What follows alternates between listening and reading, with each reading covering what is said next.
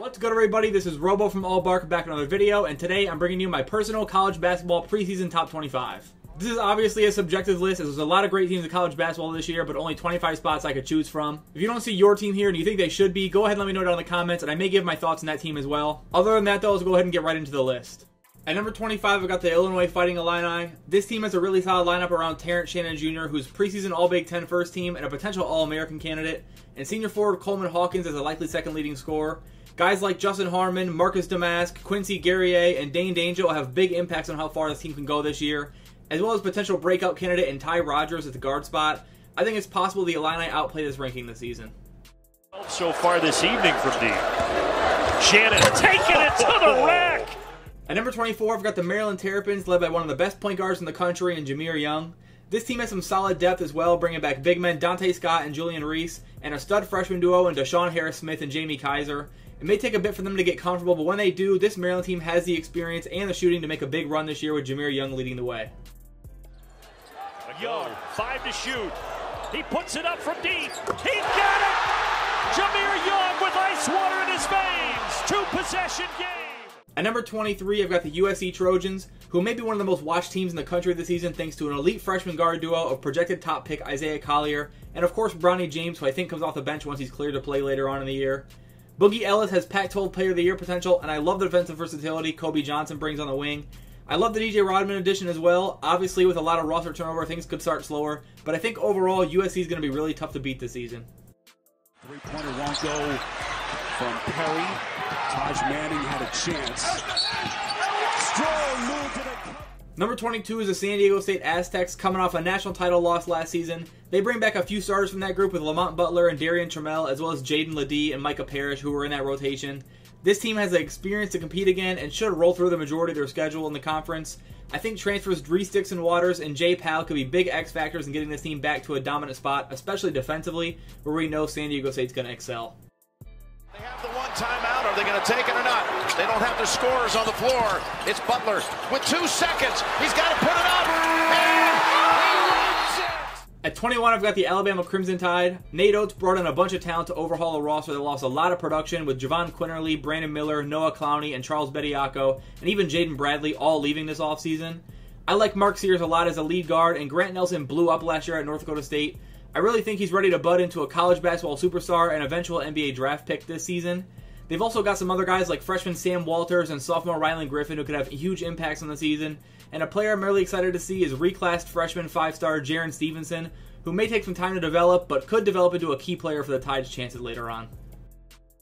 You said, you know, if you play at Morehead State... Whoa! Grant Nelson!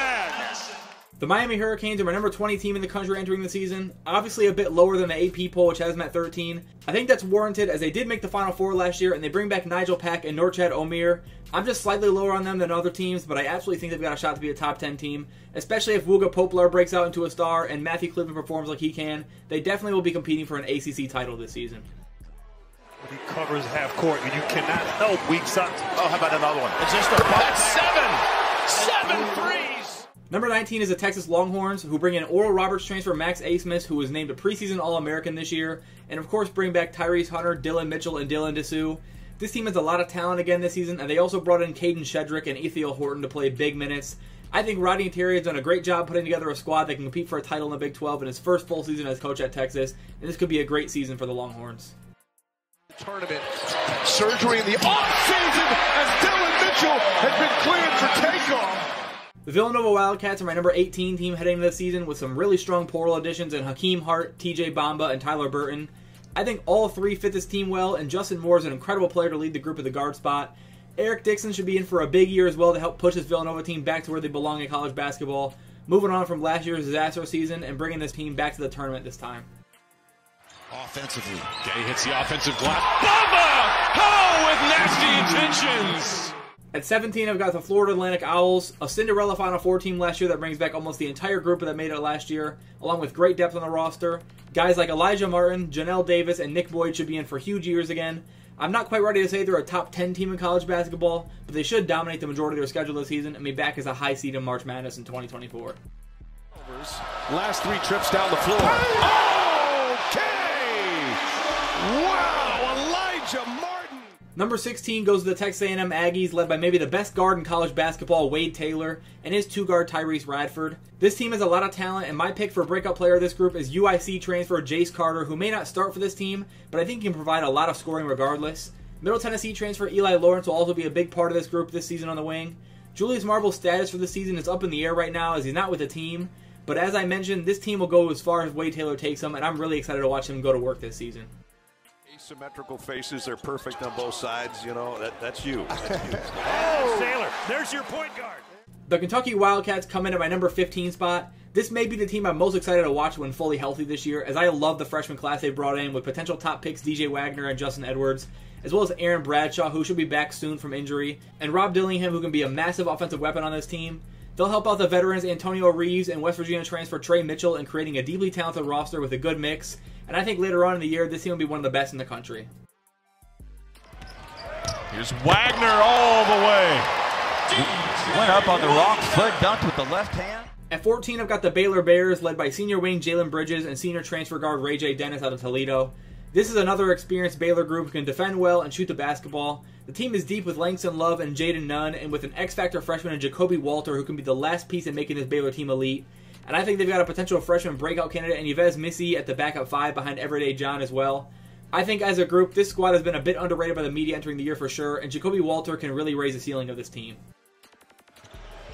I'm excited to see Sean Stewart playing for Yes, Duke. yeah. And a three, hanging in the air. Jacoby Walter. At 13, I've got the transfer man himself, Eric Musselman, and the Arkansas Razorbacks, led this season by senior guard Devo Davis and a ton of other high-impact veterans. Trayvon Brazile, Makai Mitchell, and 3 incredible transfers in L. Ellis from Louisville, Tremont Mark from Houston, and Khalif Battle from Temple. This team is loaded and ready to compete for an SEC title, as they've got one of the best backcourts in the country that shouldn't take too long to mesh because of the amount of experience they bring to the team. Found a way in March. Yeah, it was one of those rough years.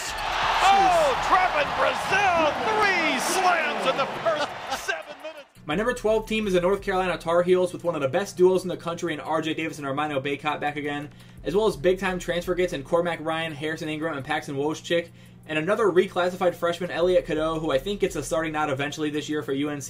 It'll be interesting to see how well the other guys play to provide more depth to the group, but I think this team is going to be great on the offensive end of the floor this season with one of the more experienced groups in the country and a potential X-Factor freshman in Elliot Cadeau. In order to reach their goals in the ACC and national level, though, they'll need to become a better defensive team at some point. And he was too interested in drawing contact instead of finishing. R.J. Davis! Just outside the top 10 at number 11, I've got Gonzaga, who every year we hear is overrated, but they manage to keep up with the other elite teams early on. This team doesn't have Drew Timme, so it'll be a more dispersed game plan, which I think may end up working well, as they've got a lot of talent with senior forward Anton Watson and transfer guard Ryan Nemhard leading the way, and one of the better big men in the country with Wyoming transfer Graham Ike coming in. This team should be able to do what they always do, but St. Mary's could give them a run for the WCC title this season. Side note of Gonzaga while I'm filming this, Steele Venter has been ruled out for the year with a knee injury for the Zags, which obviously going to have a huge impact on their season. I think I'd have them a little bit lower if I could redo this. Nemhard. Whoa! At number 10, I have my top team in the SEC this year in the Tennessee Volunteers, who will be without star guard Zakai Ziegler early on, recovering from his torn ACL he suffered late last season, but have a really talented freshman, Freddie Dilion, ready to provide some help while he's out, but a loaded group around him to take the load off, with Santiago Vescovi, Josiah Jordan-James, and Jonas Aidu all returning, and transfer wing Dalton Knecht, who looked really ready to make a huge impact this season. I love the depth of this group, and I think they've got a great chance to compete for the SEC championship this season. Corner gets blocked. Meshack. He's all over defensively. Look at this handle. Connects way up high. Leave the chandeliers. My number 9 team is someone I may be a bit higher on than others, which is Arizona Wildcats. With a big-time big man in Umar Ballo back and an incredible transfer haul with Caleb Love, Jaden Bradley, and Kashad Johnson all bringing in experience and athleticism to the group, Kylan Boswell has a chance to be a big breakout player this season at point guard, helping lead one of the country's best offenses with a ton of shooting. If the Wildcats can get Caleb Love hot at the right time, they've got a real shot to cut down the nets later on in March. Shoulder in him, lost control, steal by Love. Poppy, 3 at the buzzer, it's good! Caleb Love drains a 3. The Creighton Blue Jays come in at number 8 in my top 25 with an incredible starting 5 around Ryan Kalkbrenner with Utah State transfer Stephen Ashworth and returning studs Trey Alexander and Baylor Shearman. This team has the potential to be one of the best offenses in college basketball this season, and they bring it on defense as well. The Big East is absolutely loaded this year, but they've got what it takes to win a conference like that, and this should be right back as a high seed in the tournament again this year, ready to make a run.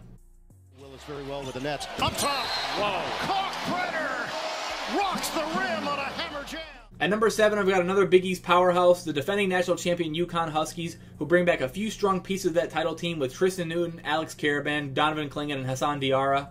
But they did lose a lot of production in Jordan Hawkins, Adama Sanogo, and Andre Jackson. I like the Cam Spencer addition out of the portal, as he can provide a lot of spacing for Donovan Clingan to go to work down low. And Stephon Castle should be one of the best freshmen in the country this year for the Huskies, who definitely have what it takes to make a run at back-to-back titles. I need to focus on basketball. Let's limit everything so that I can dominate like that. Number 6 is the Marquette Golden Eagles, who bring back a ton of production with starting point guard Tyler Kolek being one of the best guards in the country, as well as big man Oso Ighodaro, Cam Jones on the wing, David Joplin at the 4, and Stevie Mitchell at the 2. This team may miss the defensive ability of Omax Prosper, but as an all-around group, they've got what it takes to win the Big East this year and compete for a title later on in March. Sophomore guard Chase Ross should be a big impact off the bench for the Eagles this season, which will be needed to compete with the other giants in the Big East.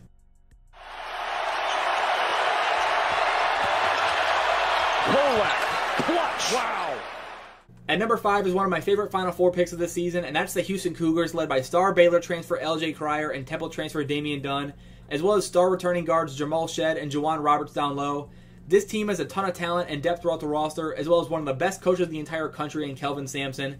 But I think the biggest key to this Houston team is being as deadly as they can be is Terrence Arsenault, who brings a ton of defensive versatility and athleticism to the group. And along with potential All-Big 12 first-team candidate LJ Cryer, could be a big reason why Houston can win a national championship this season. Shed, driving, looking up, 1 second to go for the win! He got it! The Cougars win it!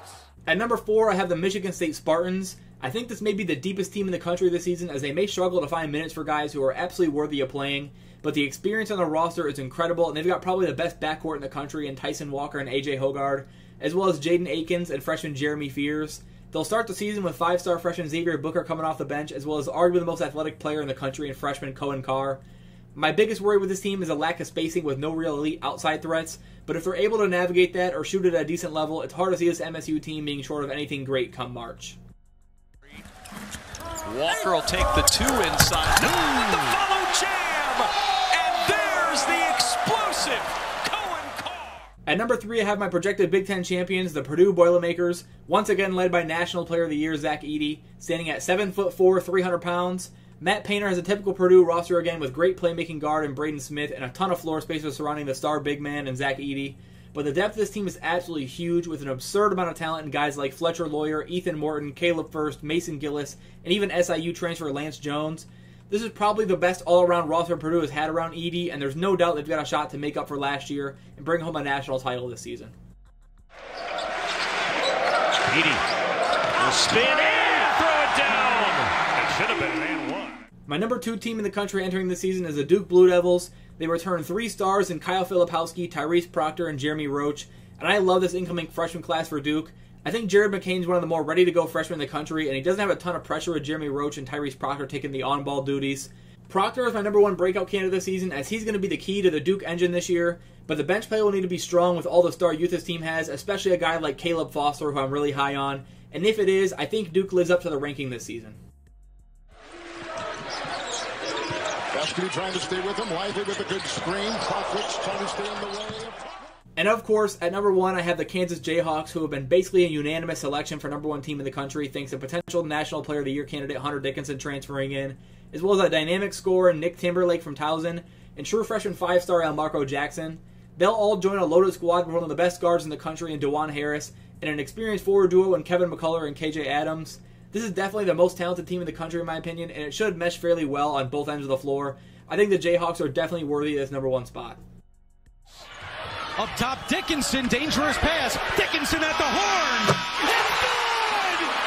He got it!